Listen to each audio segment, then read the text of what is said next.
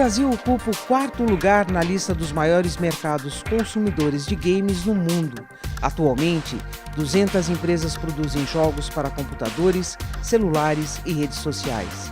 50% delas criam jogos de computador e 25% desenvolvem games para smartphones e outros tipos de celular. As empresas brasileiras que estão iniciando hoje no setor têm uma perspectiva de crescimento de 35%. Para as que estão estabelecidas, a previsão nos próximos 5 anos é de 13,5%. Outra projeção é que o segmento brasileiro de jogos digitais tenha um crescimento de 35% até 2018. Prova disso é o fenômeno alcançado pelo game GTA V. Em menos de um mês, conquistou 7 recordes reconhecidos pelo Guinness Book. Olá, estamos iniciando o programa Ponto de Encontro, que hoje fala desse boom da indústria de jogos digitais. Um reflexo desse crescimento são os 45 cursos técnicos, superiores e de pós-graduação que informam mão de obra para o setor de games no Brasil. Os nossos convidados para discutir o tema estão no estúdio: Tatiana Dantas, coordenadora da Faculdade de Jogos Digitais da PUC Campinas, e Luiz Menezes, professor da Faculdade de Jogos Digitais também da PUC Campinas. Eu gostaria de agradecer a presença de vocês aqui para a discussão desse tema. E eu gostaria de saber, na opinião de vocês, quais os principais motivos para a explosão desse segmento de games, jogos digitais? Bom, vamos começar então. Obrigado por estar aqui. O prazer estar agora como professor da PUC, dando entrevista na PUC. Cada vez melhor. Tenho trabalhado há 3 anos só na área de games.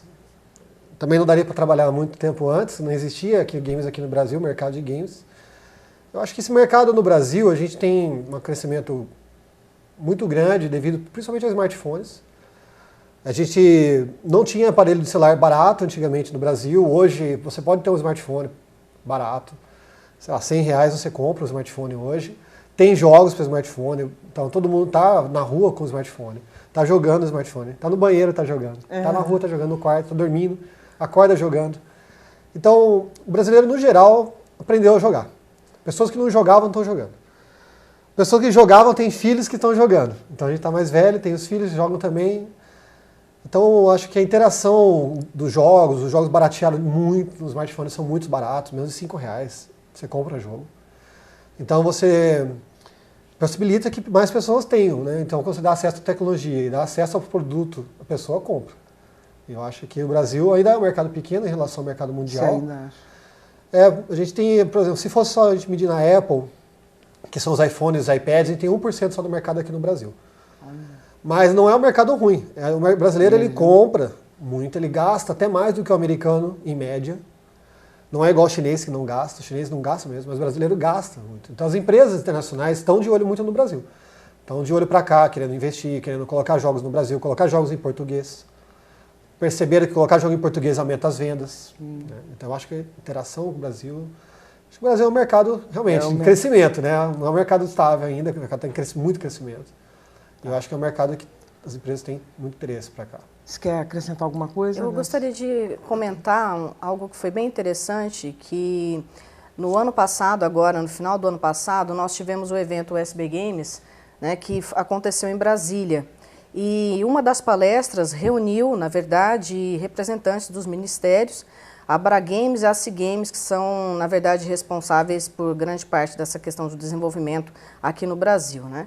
E o que foi comentado, inclusive, né, com grande força, é que nós teremos, nós teremos aí, na verdade, alguns investimentos, e nós já estamos tendo isso, porque nós temos algumas leis de incentivo. Então, além de investidores que nós temos nessa questão, né, que às vezes o investidor, às vezes ele não é um grande negócio assim para quem faz, principalmente como um jogo indie, enfim. Mas nós temos as linhas de fomento do governo. Então, por exemplo, nós temos a Lei Rouanet. E nesse dia estavam, inclusive, o Ministério da Cultura, Ministério da Educação, Ministério das Comunicações e os seus representantes comentando sobre essa questão do interesse pela área aqui no Brasil. Tá? Então, eles têm uma perspectiva de que dentro de 5 anos o Brasil seja um grande desenvolvedor, grande produtor de jogos. Então é essa a estimativa, né, que eles estão pretendendo. Até por isso estão abrindo editais para que sejam desenvolvidos esse tipo de trabalho, o que antes não era. Tá? A indústria criativa ela englobava outras coisas que não os jogos digitais. Era muito difícil, nós não sabíamos nem onde colocar, procurávamos em edital e não tinha realmente específico para a área de jogos. Hoje nós temos a área de jogos. Quer dizer, esses incentivos devem dar uma boa acelerada no segmento também, né? Com certeza, porque na verdade você tem mais apoios de empresas e esse dinheiro que entra na produção do jogo, na verdade é um dinheiro para o desenvolvimento mesmo. Tá. Os videogames eram feitos para crianças, essas crianças cresceram, né? E na verdade, continuaram jogando. Os jogos se adaptaram a esse novo segmento também, a esse novo perfil de consumidor, que é seu caso também, né, Luiz? Se cresceu jogando. Cresci jogando, Acho que desde que eu me lembro eu jogo. Eu só não jogava antes porque não tinha videogame, né? Eu nasci em 78, não tinha. O Atari estava começando ali, no 80 e pouco. Então, quando a gente teve a oportunidade de comprar também, era muito caro. Mas eu jogo desde que eu me lembro que eu ser pequeno, eu e meu irmão, a gente sempre jogou, crescemos jogando, tivemos todas as gerações de videogame. E aí antes, quando foi adolescente, falei, quero fazer jogo, vamos começar a procurar. Não tinha ferramentas para fazer jogo, década de 90. Mas é interessante porque assim, nesses 3 anos que eu estou só trabalhando nessa área de games, óbvio que eu cresci, tive meus filhos jogam desde que eles estão na barriga da minha esposa. Eu punho o videogame perto lá, falei, joga aqui. Você vê como que é o barulho do videogame. Não tem como não nascer jogando. Não. O difícil hoje é a gente distribuir o quanto ele pode jogar, né? Você só joga. Mas a gente percebe, por exemplo, fiz muitos jogos infantis, muito jogo para crianças, voltado para público infantil. Eu recebia muito e-mails de avós que gostavam do jogo e queriam mais fase, ou queriam saber alguma coisa sobre o jogo. Eu falei, nossa, mas por que uma senhora está jogando? Aí eu fui descobrir que estava jogando junto com os netos, que os netos ficavam na casa dela, e é o momento que ela tinha com os netos. Se ela não entrasse no mundo, ela ficaria de fora. Então você vê o crescimento, assim, as pessoas, né? Então a gente que está ficando velho continua jogando, todo mundo que jogava continua jogando, os filhos estão jogando, os novos, né? E o pessoal mais velho está tendo que entrar no rolo. Está tendo que entrar no rolo. Exatamente, senão fica de fora, né? Fica de fora do convívio, né, das crianças, dos netos. Faz parte, hoje elas nascem assim. Se você não der um videogame para a criança, não permitir que ela tenha esse acesso a essa tecnologia, ela vai ficar defasada de alguma forma. Não tem como. Daqui 20 anos, como que vai ser a nossa interação com a tecnologia, se ela não teve acesso agora? Sim. Eu imagino meus pais, quando eles tiveram dificuldade para ter acesso a essa tecnologia e têm essa dificuldade hoje de aprender, ela vai ter, isso vai atrapalhar profissionalmente, vai atrapalhar ela socialmente. Né? Você também faz isso, Tatiana, com sua filha? Eu já faço também com ela, claro, com toda certeza. Inclusive mostro os livros também para ir mostrando como é feito, né? Porque eu sou da área de artes, né? O Luiz é da parte de programação. Então eu compro livros de concept e vou mostrando, né? Compro materiais além, até para completar essa parte que o Luiz falou, né? Tenho tempo para jogar e tenho tempo para fazer as outras coisas. Então, já vou relacionando também com outras atividades que mostrem como isso daí que ela gosta também acontece, né? E ela adora, ela ama, né? Tem até umas fotos que eu tiro dela. Mas, enfim, tem algumas outras coisas também que até eu venho desenvolvendo a minha tese em cima da questão do desenvolvimento do jogo, né? E eu acho que é interessante também apontar essa diversidade dos tipos de jogos, que na verdade antes nós não tínhamos, né, Luiz? Os nossos jogos eram bem limitados, né, de certa forma. Hoje nós temos vários tipos e principalmente esses que trabalham com a questão social, eles relacionam muito mais as pessoas. Então, pessoas que não conseguem se comunicar num convívio social comum mesmo entre, né, elas conseguem se relacionar por meio das redes e aproveitam também para jogar. Então, esses conceitos também acabam ampliando, né, a questão da jogabilidade, a questão do jogar, né, do ato de jogar mesmo dessas pessoas. Eu vejo, por exemplo, a minha mãe joga, né, e a minha mãe tem 60 anos. Olha. E ela tem um grupo de amigos mais ou menos na mesma faixa etária que ela. E é interessantíssimo, porque eu olho assim e falo, mãe, mas, né, e como que é isso? Ela fala, não, eu tenho os meus amigos, eu converso com eles, aí conversa num bate-papo lá do próprio jogo. Eu acho assim, eu falo, nossa, coisa que eu não imaginava, né, que minha mãe fosse fazer. Mas então, além da minha filha, que é uma criança de 3 anos, eu tenho a minha mãe, que é um outro exemplo que também joga bastante, né? E eu acredito que seja exatamente por isso, porque antes, quando nós jogávamos, por exemplo, o Mario, ela não encontrava tanta graça. Mas os jogos sociais, eles propiciam um outro tipo de relacionamento com o jogo e com outras pessoas. E favorece a socialização, na opinião de vocês? Olha, por um lado, eu acredito que sim. Por outro, eu acredito que prejudica. Ah, é? Eu penso assim, porque nós precisamos, enquanto ser humano mesmo, nós precisamos dessa comunicação pessoal, né? E se não tomar cuidado, deixar a pessoa se isolando demais, o que pode acontecer é realmente a pessoa ficar muito introspectiva. Tá? Então é importante ter os dois. É a mesma coisa que até o professor Luiz comentou da questão da criança, isso acontece para qualquer ser humano. Né? Então a comunicação, o convívio social é importante. Então tem que ter a hora do jogo e tem que ter a hora do convívio social. Então, se você vai hoje num restaurante, num bar, você encontra mesas que não estão se conversando. Então, Com certeza. Deve ter Isso é muito comum. Muito comum. Teve uma placa de um bar em São Paulo que é assim, a gente não cobra os 10% do garçom se você deixar o celular na mesa, na entrada. Por quê? Eles perceberam que pessoas que conversam mais na mesa gastam mais. O pessoal que está no smartphone jogando na mesa, toma um pouquinho, conversa um pouquinho e vai embora. Então, a Tati falou, atrapalha, de certa forma, né? Então, você tem que realmente, chegou na mesa, vamos guardar todo mundo na bolsa o celular, vamos parar de jogar. Tem gente jogando, tem gente vendo no Facebook, tem gente vendo e-mail, e a conversa das pessoas ali acaba, né? Não tem interação. Os jogos, os sociais, eles forçam você a fazer Então interagir, né? Porque existem alguns jogos de interação. Existe, Os jogos sociais, jogos online, você entra no mundo lá com um monte de pessoas jogando online ao mesmo tempo, Tá. E aparece que aquilo ali te satisfaz como pessoa, mas falta daí o convívio com outras pessoas, de conversar, a pessoa acaba nem sabendo mais como que é aquilo, né?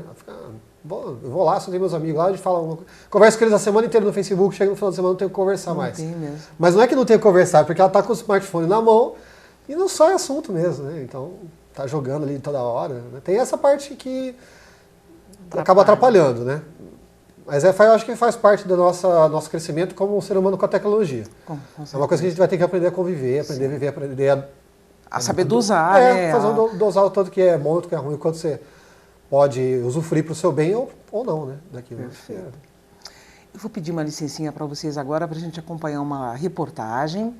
Ela é do Alessandro Azevedo, que mostra um aluno da Faculdade de Jogos Digitais aqui da PUC Campinas, que tem uma relação muito forte com os games. Vamos conferir?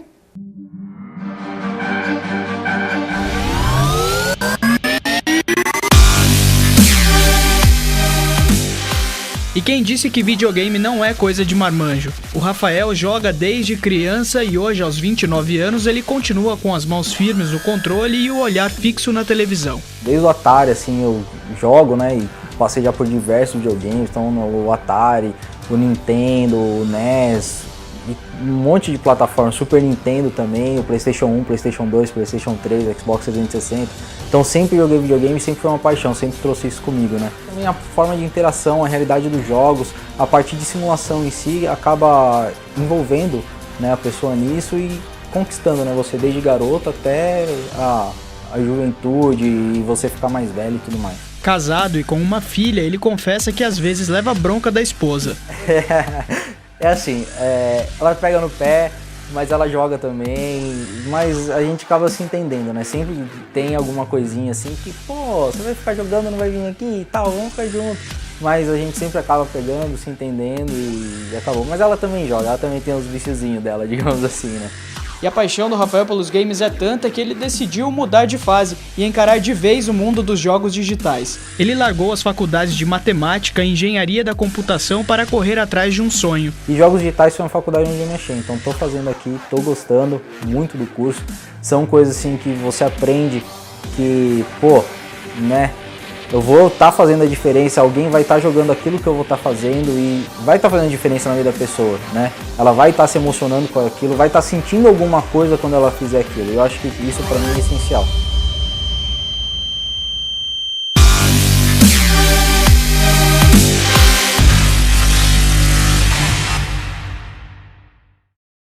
Olha só, o Rafael já largou 2 faculdades e agora está em jogos digitais, adora jogar também. Na opinião de vocês, esse é um novo nicho no mercado de trabalho? Eu acho que ele fez a coisa certa, finalmente, largou as faculdades de matemática e engenharia e veio para curso de jogos, Aí não vale. Acho que ele fez a coisa certa, porque, para começar, é uma coisa muito nova. Aqui no Brasil, sei lá, 3 anos, Novo né? É novo. O iPhone, que foi quem revolucionou todo esse mercado de jogos para celular, foi lançado em 2008, menos de 5 anos. E o mercado não existia, né? Ele começou a criar esse mercado. Hoje todo mundo tá... Eu falo muito de smartphone porque eu só trabalho com smartphones, né? Meu foco... Com os alunos na PUC eu foco muito em smartphones, porque é um jeito fácil de trabalhar em casa e poder fazer jogos e vender. É uma das formas de trabalhar com games, né? E o mercado no Brasil ele tem crescido demais. Hoje tem empresas no Brasil contratando para trabalhar com jogos, desenvolver jogos. Não tinha 3, 4 anos atrás. Só tinha, começou com aplicativos, né, para celulares, onde você tinha um artista que trabalhava na parte visual do aplicativo, de entretenimento ou de marcas, e hoje a gente tem os jogos, estão começando a ficar mais fortes, as empresas no Brasil estão querendo fazer jogos de marca, tem pessoas querendo fazer jogos para vender no mundo inteiro.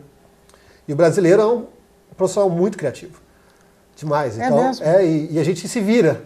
Né? A gente se vira, A gente faz de tudo. Né? Você não tem igual o americano que só faz o botão, o outro só faz o desenho do personagem, o outro só programa a fase. Entendi. Aqui a gente faz tudo. E faz rápido e bem feito. É uma diferença muito grande. Né? Então, os profissionais que estão vindo, que estão aprendendo, que o Rafael está entrando agora. É um mercado muito novo e muito grande. O crescimento, sabe, muito alto. Já está dobrando, praticamente dobrou em 2 anos nos Estados Unidos o mercado. Então, você tem um crescimento no Brasil muito acelerado, muito grande também. Que outros segmentos de atuação existe nessa área? Porque, olha, veja só, você é da área do layout, o Luiz é da área de programação, para a gente entender um pouquinho melhor. Bom, eu penso da seguinte maneira, eu já fui programadora também e acabei ficando só com a parte de artes, né? Diferente do Luiz, o Luiz ele tem um foco bem maior em smartphones. Eu gosto de desenvolver jogos indie, que são jogos, na verdade, independentes, tá? De desenvolvedores independentes que têm projetos mirabolantes, projetos assim, coisas grandes, enfim, que acaba se arriscando fazer, né? Então, também tem uma linha diferente do que muitas vezes o mercado quer, né? Que eu trabalho com a linha de jogos educacionais, que agora que, na verdade, eles estão começando a ter um valor maior, né? Mas eu penso que os jogos, desde que eu comecei a fazer o primeiro, né? Que eu comecei a caminhar nessa trilha aí já desde 99, né? Então já faz um tempinho já. Então, no Brasil não existia absolutamente nada, como o professor Luiz colocou. Tá? Então, para fazer um jogo no Brasil era algo assim de maluco mesmo, coisa de louco. Mas hoje você observa, né, existe um desenvolvimento muito grande na parte de simuladores, tá, que nós precisamos. Essa questão de jogos educativos, mídias interativas, o que muitas vezes nós falamos para os alunos. Fazer jogo, na verdade, você acaba ampliando um campo de conhecimento tão grande que você não se reduz somente a um tipo de sistema, a desenvolver somente o jogo. Você consegue desenvolver também outras coisas que tenham a interatividade e que tenham a navegabilidade, tá? E dependam tanto da área de artes quanto da programação nesse sentido. Quer falar alguma coisa? Eu acho que também uma coisa que possibilitou a gente, esse mercado nosso crescer, é que a gente tem acesso agora a vender para o mundo inteiro. Tanto no caso da Tati, quer fazer um jogo indie, que é um jogo grande, que vai demorar 2, 3 anos para fazer. Onde ela vai vender? Vai pôr numa caixinha e vai bater na porta de uma papelaria, uma banca para vender? Vai vender só aqui no bairro? Não dá, né? Que já foi, né? Já foi isso. Desconhecidos, exatamente. Né? Então você precisava de uma distribuidora para vender para o mundo inteiro e você ganhava um pedacinho, uma porcentagem. Agora tem a possibilidade de comprar online. O jogo online hoje custa R$20, R$30 um jogo. E um jogo top de linha, um jogo muito bom. Que a gente pagava R$200 antigamente. Então, óbvio, abaixou a pirataria, aumentou gente fazendo, gente ganhando dinheiro. Então hoje eu quero um jogo, quero comprar um jogo agora. Fórmula 1 lançou agora. Eu compro agora, passo o meu cartão, recebo. Não preciso sair de casa, não vou pagar absurdos de imposto de importação. Né? A empresa que está vendendo está ganhando mais porque ela não tem o problema de distribuição. Né? Que ela tem que pôr numa caixinha e mandar na Rússia para vender. Como que faz? E para chegar lá o barco, será que chegar lá ela vai dar lucro? E se perder essa carga? acabou. Então a gente tá no... Não existe mais. Não existe. A internet está rápida para todo mundo tem acesso. Banda larga do Brasil cresce. No mundo inteiro já tem muito mais acesso à internet. Então possibilita a gente ter mais acesso ao game e de forma mais barata. A gente quer jogar, mas não quer ser explorado. Sim, né? sim. Então acho que chegamos a um meio comum, né? Além de jogos grátis. Nem estamos entrando no mundo dos jogos grátis. Né? Os jogos sociais são grátis. Você paga para você ter mais coisa dentro do jogo, para você se diferenciar. E às vezes a pessoa acaba gastando até mais do que gastaria comprando o jogo antes. Acontece, né? Eu tenho um casal de primo meu que ele gasta R$100 por mês com o jogo social. Então, sei lá, R$1.000 por ano, ele deve gastar muito mais do que ele pagaria em qualquer jogo. Sim. Mas ele tem a possibilidade, é uma coisa que ele quis fazer, uma coisa que ele gosta, ele sente prazer em estar pagando aquilo lá, é uma coisa diferente, né? Essa necessidade de ele estar pagando o que ele tem que pagar. Né? Ele paga porque quer. Eu acho que é uma coisa legal, assim. Não é para menos que aquele dado que eu passei no início do programa, 45 cursos técnicos, especialização superior e de pós, né? Dentro dessa área. Uma outra coisa que eu coloquei no início também em texto, que o GTA V bateu os 7 recordes do Guinness. A que se deve esse fenômeno? Bom, vamos começando aqui, porque a gente já conversa bastante sobre GTA. Eu acho que no curso de jogos todos a gente conversa sobre esses hits. Tem hits, né? O Angry Birds foi um hit, agora o GTA só se fala nisso. Primeiro, eles já existem há muito tempo com essa marca, né? O GTA começou em 90 e pouco lá, com o jogo visto por cima, 2D. Mas a novidade é que você roubava um carro. Você roubava carros no jogo. Começou assim, você roubava carro e matava pessoas na rua, e fugia da polícia. Então era legal porque era diferente, era uma coisa diferente. Você não era um personagem do bem, você era um personagem bandido, você era do mal. E eles fizeram muito fama com isso. Então a marca veio crescendo, fizeram o GTA 2, o 3, o 4. Aí o 5 falaram, vamos agora arrebentar. Gastaram muito com marketing, muito dinheiro com marketing, no mundo inteiro. No mundo inteiro. O jogo é totalmente traduzido em português. Então você pega o mapa que vem no jogo, é em português. A impressão é feita em português. Então foi investido em tradução e a localização, não é só traduzir. Ele é traduzido e os palavrões são em português do Brasil. Não é o palavrão americano sofisticação, traduzido. Exatamente, foi traduzido por brasileiros. Então é uma diferença, né? Ele começa a culturalizar e trazer o jogo para o Brasil. O GTA ele foi feito por 1.000 pessoas durante 5 anos. Uma coisa muito grande. É grande, vem se construindo ao longo dos anos. Né? E hoje em dia existe a pré-venda. Então eles começam a vender o jogo antes de sair no mercado para você ter acesso primeiro. Na pré-venda do jogo eles conseguiram pagar o custo deles. Nossa. Mas foi tudo investimento em marketing, a indústria de entretenimento, que existe lá fora muito forte, as indústrias de games. Então eles vão em eventos, vão em feiras. Então eles colocam isso na televisão, colocam isso na TV a cabo, na internet, Facebook, onde você tá, tem propaganda GTA, tem imprensa falando, tem jornalista, tem gamer falando que teve acesso ao jogo antes, e vaza a imagem do jogo, que vaza, né? Eles óbvio que são eles que vazam, mas... Sim. Então eles movimentam muito o mercado para divulgar o jogo. Então realmente o jogo tem esperado. O jogo é bom, óbvio, tem toda. Claro. Não é só a marca, a propaganda que daria fazer sucesso no jogo. Né? Que jogos famosos valeria a pena a gente relembrar aqui? Alguns jogos famosos que vocês possam lembrar. Eu particularmente, eu gosto mais de jogos que têm uma finalidade mais assim, perto do infantil, do lúdico, né? Então eu gosto muito de Mario, joguei muito Alex Kidd, eu falo para os meus alunos, nossa, eu zerava Alex Kidd, e os alunos falam assim, nossa, não acredito, professora, né? E eu sou apaixonada por esse tipo de jogo, sabe? Jogo que mexe muito com a fantasia, jogos de estratégia, então tem vários, né? Que você lida com exércitos, enfim.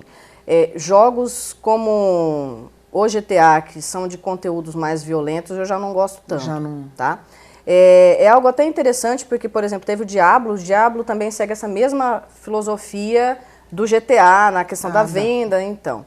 Mas ele tem uma diferenciação em conceito de produção, né? E geralmente eu costumo conversar bastante com os meninos que... O GTA, na verdade, ele trabalha com uma realidade muito próxima do nosso convívio social. E o Diablo, porque eles falam assim, mas o Diablo também é violento, né, professor? E eu falo para eles, não, mas o Diablo, ele tem um universo fantasioso, né? Aqueles seres não existem, aquele mundo não existe, então isso daí distancia. Então eu prefiro jogos assim, que já tem uma história também, esse tipo de trabalho, né? Geralmente, os jogos mais antigos, eles não tinham essa coisa de trabalhar com o mundo real mesmo, da maneira como ele é. Então eles têm essa coisa do mais lúdico. Tá. É, Você apontaria quais? Eu gosto muito de jogo de corrida. Eu sou apaixonado por corrida. Mas, assim, se a gente for pegar o que eu tenho jogado, o que eu jogo com meus filhos jogam é muito Minecraft, que é um jogo de construção. É como se fosse um Lego virtual, onde você pega um bloquinho de um lugar e põe em outro e você constrói o que você quiser. O jogo não tem objetivo, você entra no jogo, acabou, entrou. Não tem um tutorial, não te ensina a fazer nada. Você vai na internet, vai buscando, vai aprendendo, joga com outros amigos juntos. E meus filhos eles passam horas e horas jogando. Jogam online com os amigos deles, pelo Skype, conversando. Vamos aqui, vamos pegar esse monstro, pega essa madeira, vamos fazer um machado, pega essa pedra e vamos fazer uma casa para eles se proteger que os monstros vão vir à noite. E tem que fazer todo mundo junto, porque não dá tempo, ou a coisa é muito grande. E ele não é um jogo bonito. É um jogo feito por uma pessoa. Nossa. Mas a ideia do jogo é muito boa. Construtivo. Ele é muito construtivo. Eu gosto muito. Para a gente poder encerrar o programa, na opinião de vocês, qual a perspectiva desse segmento, desse mercado de trabalho? Para onde que aponta? O que mais de novo a gente deve vislumbrar daqui para frente? Bom, eu acho que assim, o smartphone já inovou, já é, o smartphone já é, né? Não tem como. Ele Tudo já era, né? O smartphone só tem agora aumentado, não tem como. Tecnologias novas que eu vejo é a televisão. Eu acho que está faltando a televisão com jogos embutidos, que é o que está vindo. Está começando as TVs que são mais televisão com Android, televisão com Apple rodando. Isso é uma tendência agora nos próximos anos. Talvez o Google Glass com jogos, né? A gente poder jogar no óculosinho ali. Tem aquele óculos Rift, que é um novo óculos que você coloca, ele fecha seu rosto inteiro e você entra no mundo virtual, você não enxerga nada fora. Eu acho que esse tipo de tecnologia é a tendência pra gente. A televisão eu acho que é a primeira que vem forte. Tá. Você, Tatiana? Bom, eu acho que tem esse contexto da questão do avanço do hardware, né, da parte tecnológica, mas também tem a questão também do avanço dos temas, né, do tipo de abordagem dos jogos, como nós já havíamos falado no outro assunto que você colocou, né, mas dessa questão do ponto de vista educacional, social, enfim. Os jogos, na verdade, eles vêm passando por um tipo de trabalho, né, que hoje nós estamos chamando de processo de gamificação. Então, os jogos eles estão entrando dentro das empresas, estão entrando dentro de escolas, né? Então, o campo para desenvolvedores de jogos, ao meu ver, é bem vasto nesse sentido, porque a questão dos simuladores, de situações e de atividades do nosso cotidiano, eles aumentarão. E a questão também dos jogos educacionais, que durante um bom tempo eles ficaram esquecidos, né? Mas agora eu acredito até por uma questão de necessidade, porque nós temos um novo tipo de leitor, um leitor que na verdade, ele reage, né, com o que é apresentado a ele. Ele não é um leitor mais pacífico, ele é um leitor ativo mesmo. Então, por isso que hoje, inclusive, tem toda uma polêmica, né, que as crianças estão hiperativas e tal, mas não é, porque, na verdade, existe um outro tipo de comportamento hoje, que terá que ser, na verdade, trabalhado de uma outra forma. E aí é onde entram os jogos educacionais para poder ajudar nisso daí. Tá certo. Professora Tatiana, professor Luiz, agradeço a participação de vocês aqui. Nós que agradecemos. E a contribuição. Obrigado. Obrigado pelo convite. Obrigado. E a gente fica por aqui. Até o nosso próximo encontro. Até lá.